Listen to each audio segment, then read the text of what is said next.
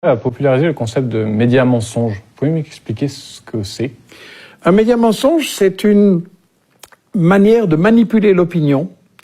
Moi, j'ai travaillé ça dans ce que j'appelle la propagande de guerre, qui est un concept qui vient de l'historienne Anne Morelli, qui a étudié l'histoire notamment de 14-18. Et la propagande de guerre, ça consiste à manipuler une opinion.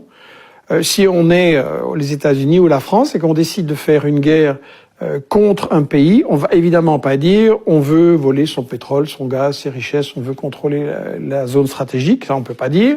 Et donc on va dire que on vient pour la démocratie, pour protéger les minorités, pour émanciper les femmes, contre le terrorisme. Ça, c'est le prétexte parfait, parce que s'il n'y a pas des terroristes quelque part, on en amène quelques-uns et le prétexte est tout trouvé.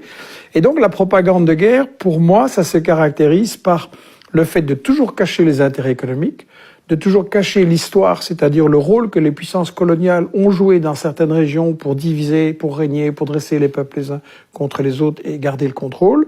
Ça se caractérise par démoniser l'adversaire, c'est-à-dire présenter des images de préférence qui le montrent comme un monstre, comme un grand danger, etc.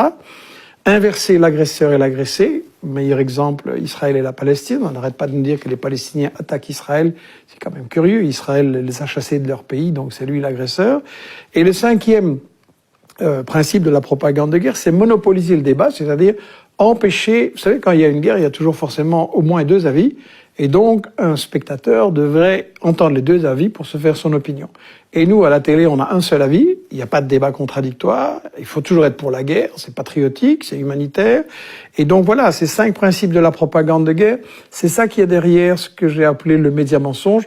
Je ne veux pas dire par là que les journalistes sont tous pourris. Je veux dire que le système des médias auquel nous sommes soumis en France, en Belgique, aux États-Unis, c'est un système qui, comme le disait Herman et Chomsky dans ce livre « Fabriquer un consentement » que nous avons réédité là et qui, à mon avis, le livre qui explique le mieux les problèmes des médias en Occident, il disait, voilà, les médias ne sont pas là pour informer le public, mais pour lui faire accepter les décisions, les choix, les stratégies des gouvernements. D'accord. Est-ce que vous pouvez me donner d'ailleurs un exemple? Est-ce que la Libye...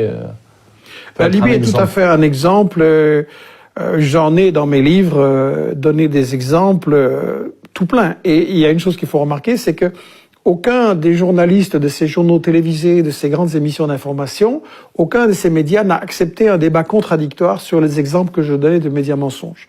Dans le cas de la Libye, on nous a dit que Kadhafi faisait bombarder, mitrailler la population qui manifestait, qu'il y avait 6 000, 10 000 morts, tous les jours les chiffres gonflaient. Et en réalité, c'était une invention complète. Et l'ancien ambassadeur de France, des représentants d'Amnesty, pas du tout favorables à Kadhafi, ont dit que non, ça ne s'était absolument pas passé, c'était un total fake news. Et donc maintenant, tous les professionnels le savent que ça ne s'est pas passé et personne ne le dit au public. Personne ne dit on vous a manipulé, on vous a embarqué pour approuver la guerre de Sarko, alors que il y avait un problème, il y avait des affrontements limités, des morts des deux côtés, et tout ça pouvait et devait se résoudre par la négociation. Et ça a été refusé parce que le but n'était pas d'aider les populations. Le but de Sarko, Juppé, Hillary Clinton, etc., était de faire main basse sur l'argent, sur le pétrole de Kadhafi, sur ses réserves en argent, un pays qui n'était pas endetté, c'est extrêmement rare, qu'on ne pouvait pas faire chanter, et un pays qui servait de banquier alternatif, de FMI alternatif pour les pays africains qui voulaient échapper au chantage justement du FMI, de la Banque mondiale, des multinationales, et qui leur faisait un développement. Donc on a vraiment tué un peu un sponsor de l'Afrique en l'assassinant, ce qui était le plan depuis le début. Donc la campagne de Libye, c'est vraiment un festival de fake news. Et la grande question, c'est pourquoi les journalistes qui ont fait ça refusent qu'on en débatte et qu'on en discute maintenant? Pourquoi il faut tourner la page et oublier ce qui s'est passé? Alors que les résultats sont catastrophiques. On nous avait dit on va apporter la démocratie. C'est quand même rigolo. En Libye, maintenant, vous avez 2 ou 3 ou 4 gouvernements.